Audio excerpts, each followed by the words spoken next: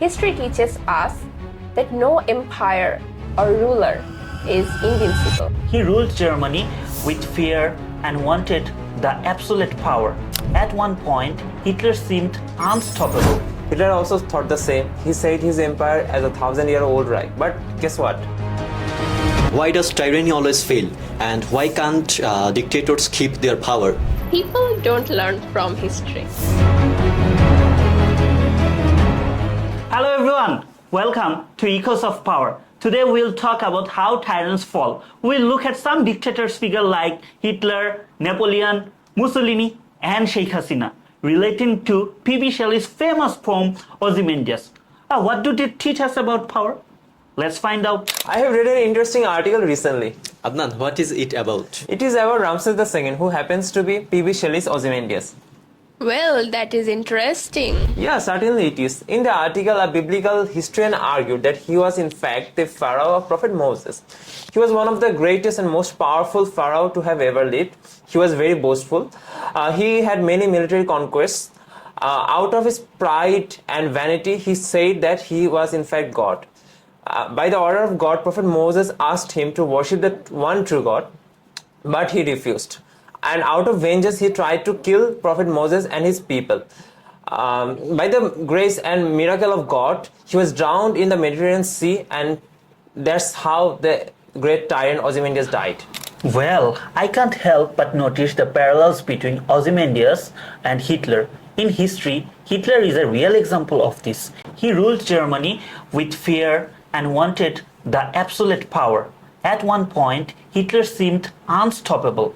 He conquered the whole Europe of his own. However, out of his pride, he attacked Soviet Union, and which ultimately brought his downfall. Instead of being remembered for greatness, he is remembered for distraction. That's true. In the poem, Ozymandias said, "Look on my work, ye mighty, and despair." He was very proud and thought that his empire would never end. Hitler also thought the same. He said his empire as a 1,000-year-old Reich. But guess what? It didn't even last a century. Okay, this makes us ask an important question. Why does tyranny always fail? And why can't dictators keep their power? Well, history shows that rulers who use fear and cruelty do not last. People eventually stand against them. Also, time always moves forward. No one can stop the change. The poem Ozymandias teaches us that power without kindness and fairness is fragile. Even though it's about the inevitable fall of tyrants, the shattered statue in the desert also symbolizes the arrogance of rulers who believe their power will last forever. This theme of the poem Ozymandias is strikingly relevant to some historical figures like Napoleon and Mussolini. Well, how do you reconnect them? Well, let me tell you their arrogance in brief. Sure, go on. Napoleon, who was the emperor of France, built a vast empire, but his overreaching led him to his downfall, defeated, exiled, and ultimately dying far from his throne that once he held. Oh, really? I can remember a famous quote of Napoleon. He said, "Death is nothing, but to live defeated and inglorious is to die daily." But that is exactly how he lived in his final days in the exile.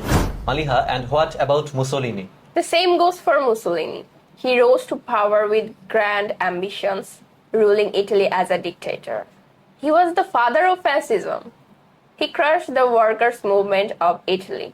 He was a close accomplice of Hitler during the Second World War, yet his reign ended in humiliation. Abandoned by his people, he was captured and executed. Like Ozymandias, both men sought to immortalize their legacies, but history teaches us that no empire or ruler is invincible.